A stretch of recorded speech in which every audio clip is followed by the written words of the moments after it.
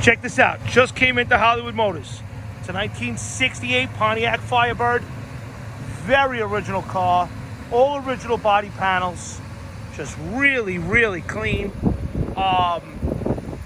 Straight as an arrow. All the body gaps are awesome. Factory ALPINE blue. Very rare color. All coated out by the trim tag.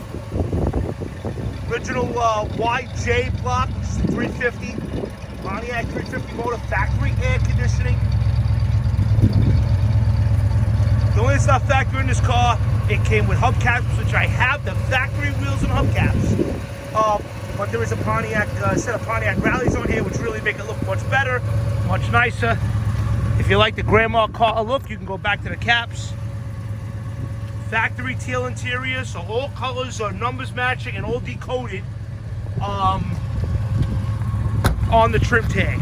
Just a really nice car in and out, runs and drives great. Check this out, Hollywood Motors, USA.com, 68 Firebird, power steering, power brakes, factory air, very original. Price to sell.